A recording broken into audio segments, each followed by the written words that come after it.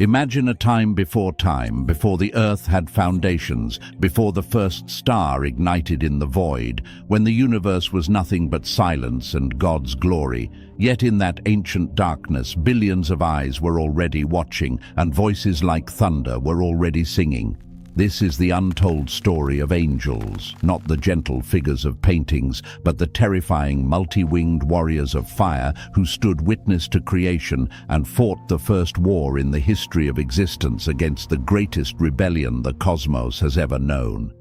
How could beings created in absolute perfection fall into the darkest evil, tearing a third of the stars from the sky? And did you know that long before Adam took his first breath, a cosmic drama was already unfolding that would determine the fate of your soul? Today on Bible and Prophecy, we unlock the sealed mysteries of the angelic realm, revealing their true origin, their terrifying hierarchy from seraphim to archangels, and the shocking reason God created them in the first place. So before we descend into this spiritual battlefield, hit that subscribe button, like this video, and share it with a friend to help us spread the truth, because what you are about to discover will change the way you see the invisible world around you forever. Have you ever truly stopped to allow your mind to wander back past the edges of recorded history, drifting beyond the familiar images of the Nativity in Bethlehem, past the flaming swords guarding the gates of Eden,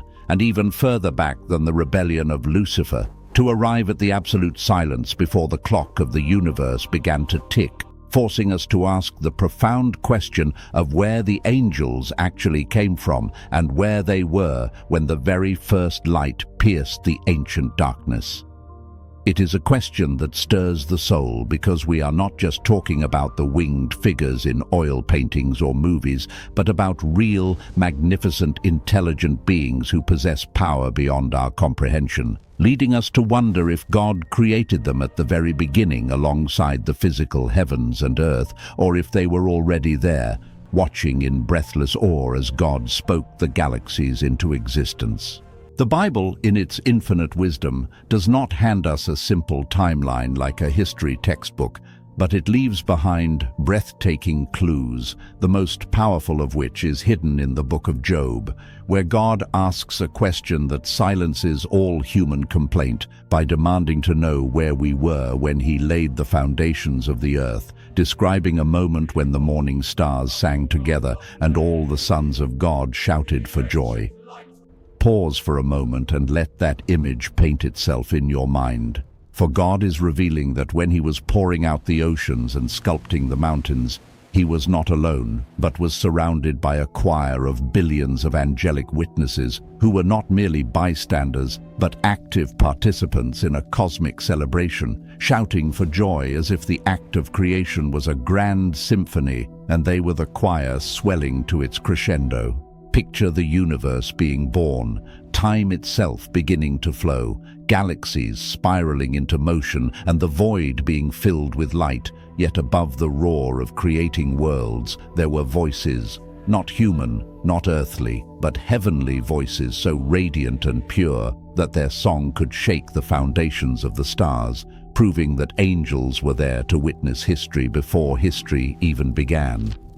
This brings us to a deeper realization tucked into the very first verse of Genesis, which says that in the beginning God created the heavens and the earth, a phrase where heavens implies not just the blue sky above us, but the invisible spiritual dimension where God's throne resides and where his angels dwell, meaning that in that explosive instant of creation, God brought into existence the entire unseen realm of angelic beings, weaving them into the story long before Adam ever opened his eyes. However, this leads to a sobering and humbling truth that angels, despite their power and glory, are not eternal like God. For only the Creator exists without beginning and without end, whereas angels had a moment of birth, a moment outside of time when they did not exist. And then suddenly, by the sovereign will of God, thousands upon thousands of them burst into being, radiant and purposeful.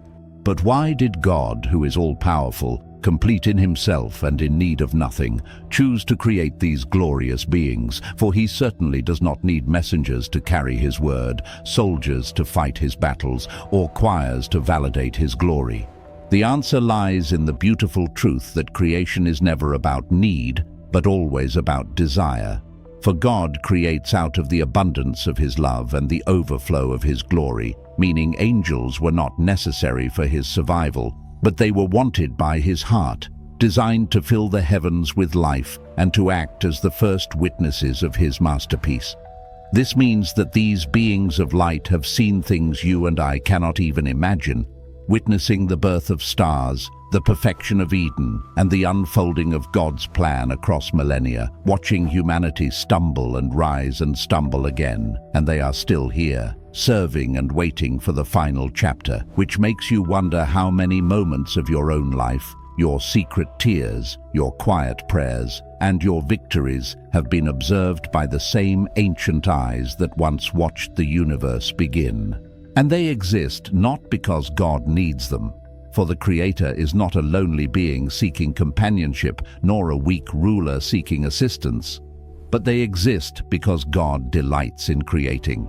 And their very existence reveals the overwhelming abundance of his glory, leading us to face the question that now demands an answer. For if angels were created before us and made not out of necessity, but out of God's sheer desire, then what implies their ultimate purpose in the grand design of eternity? Why did the Almighty fill the heavens with these beings of light, and how do they fit into the story of humanity that would soon unfold upon the earth? To understand this, we must grasp a profound paradox that lies at the heart of the divine nature, which is that while God is all-powerful, self-sufficient and complete in himself, needing no messengers to deliver his word, nor soldiers to defend his throne against any threat, he chose to create angels to serve his will, binding their very identity and happiness to the act of voluntary obedience.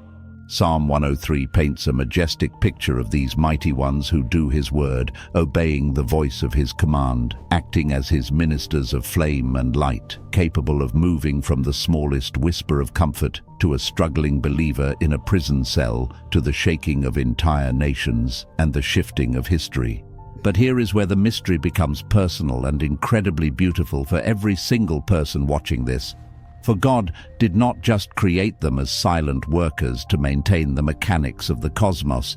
but he made them to reflect his glory in unique ways, specifically telling us in the book of Hebrews that angels are ministering spirits sent out to serve those who will inherit salvation, which means you.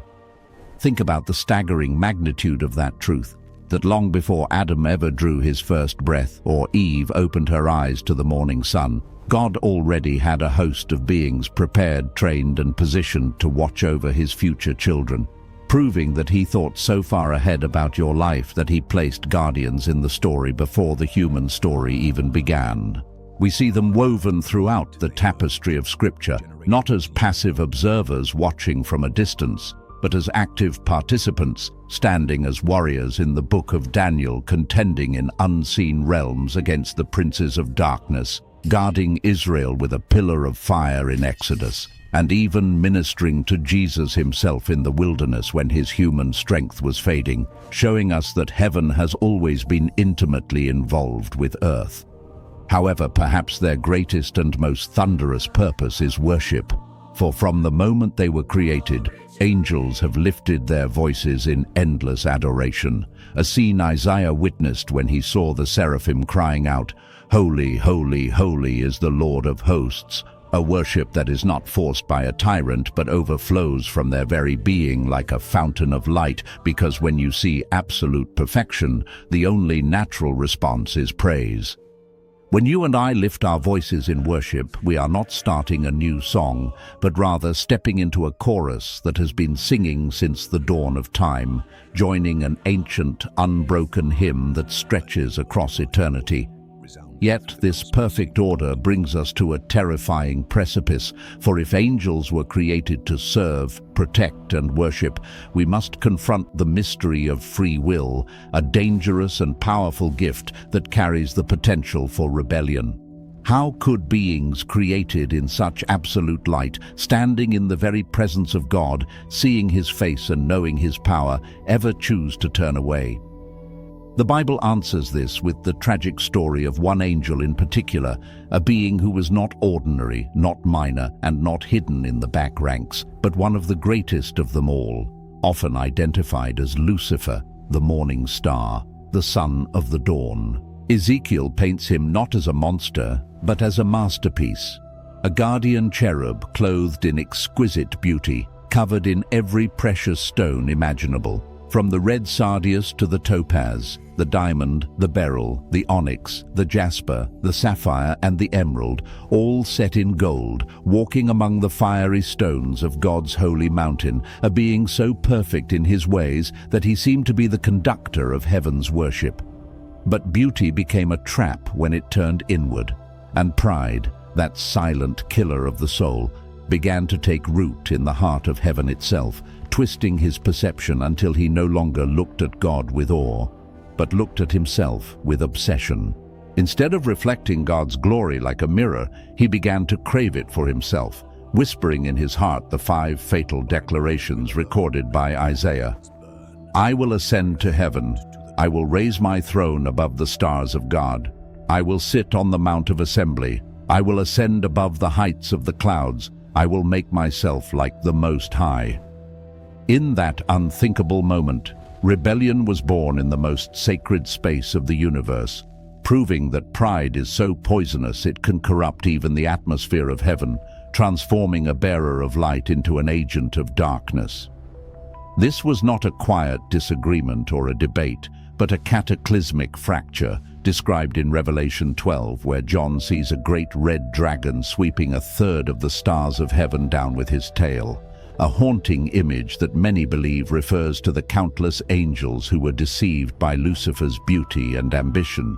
choosing to follow a created being rather than their creator. It is a sobering thought that shakes us to our core, for it reminds us that the spiritual warfare we see in the world today began with a choice, a tragic moment when 1/3 of the heavenly host traded their crowns of light for the darkness of rebellion, setting the stage for the cosmic battle that has raged ever since. Imagine the sheer magnitude of the aftermath, where the silence of a torn heaven is replaced not by chaos, but by a breathtaking revelation of divine order. For as the dust of the rebellion settled, it became clear that the faithful host was not merely a disorganized crowd of survivors, but a majestic kingdom defined by rank, purpose, and stunning diversity. Just as the physical world is filled with the intricate variety of flowers, stars, and creatures, the spiritual realm is a layered masterpiece, revealing that God does not create in flat, monochrome patterns, but in vibrant, multidimensional hierarchies that reflect his infinite wisdom. The word angel itself simply means messenger, yet when we peel back the layers of Scripture, we discover that not every heavenly being is tasked with delivering news, for some are created for war, some for guardianship, and some exist in such terrifying proximity to the unapproachable light of God that their sole purpose is to become living flames of worship. Consider the highest order revealed to the prophet Isaiah, the Seraphim, whose name literally translates to the burning ones, beings of such intense purity that they appear to be consumed by holy fire. Isaiah saw them hovering above the high and exalted throne, each possessing 6 wings. With 2 they covered their faces in profound humility, acknowledging that even sinless creatures cannot gaze fully upon the Creator's essence. With 2 they covered their feet in a sign of creaturely submission, and with the remaining 2 they flew, maintaining a perpetual motion of service while their voices shook the doorposts of the temple with the cry, "Holy, holy, holy is the Lord of hosts," a sound that suggests their worship is not a duty but an uncontrollable reaction to the glory they witness.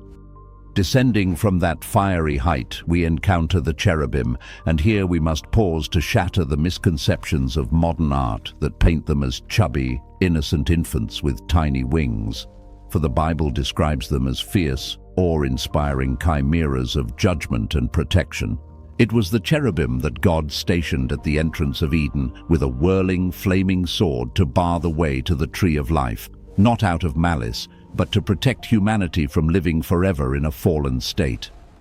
In the visions of Ezekiel, they appear as terrifying entities with 4 faces: the lion, the ox, the eagle, and the man, accompanied by wheels within wheels that sparkle like beryl and burn with lightning, symbolizing God's omnipresence and his sovereign rule over all creation, proving that they are the guardians of his holiness, ensuring that nothing corrupt can ever encroach upon the divine presence.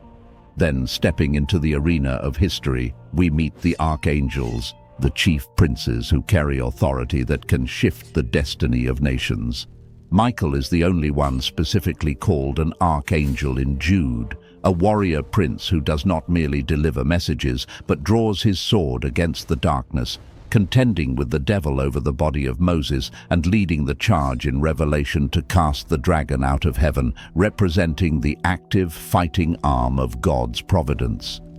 Beside him stands Gabriel, who, though not explicitly titled an archangel, functions with the same high authority, appearing at the pivotal hinges of history to Daniel, Zechariah, and the Virgin Mary, delivering words that carry the weight of inevitable fulfillment. But the hierarchy does not end there, for the Apostle Paul whispers in Colossians of thrones, dominions, rulers, and authorities, mysterious titles that hint at a vast administrative structure within the heavenly places, suggesting that there are angels who govern regions, angels who oversee the laws of nature, and angels who manage the flow of history under the sovereignty of Christ. This brings us to a question that touches our very souls. Why did God create such a complex hierarchy instead of making every angel equal? The answer mirrors the lesson Paul taught about the body of Christ, that if the whole body were an eye, where would the hearing be? God created the angelic host to be a symphony of complementary roles, where the Seraphim's worship fuels the spiritual atmosphere, the cherubim's guardianship preserves the sacred order, the archangel's warfare defends the kingdom, and the ministering spirits bring comfort to us on earth, none competing with the other, but all working in perfect unison to glorify the one who sits on the throne. This realization changes everything about how we walk our own journeys, for it reminds us that we are never walking alone in a spiritual vacuum.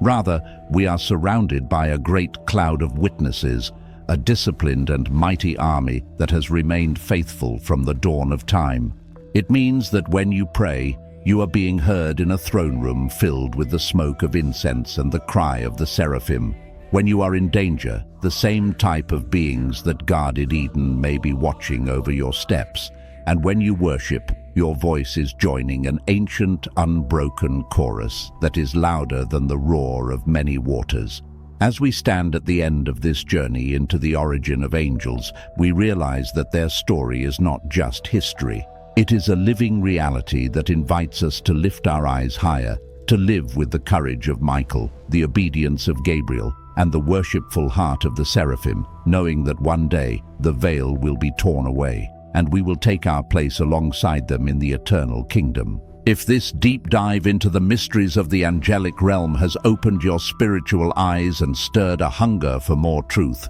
please support our mission by clicking that subscribe button for Bible and prophecy, liking this video to help the algorithm spread the light, and sharing it with a friend who needs to know they are watched over by God's mighty host, for the story is far from over and the best is yet to come.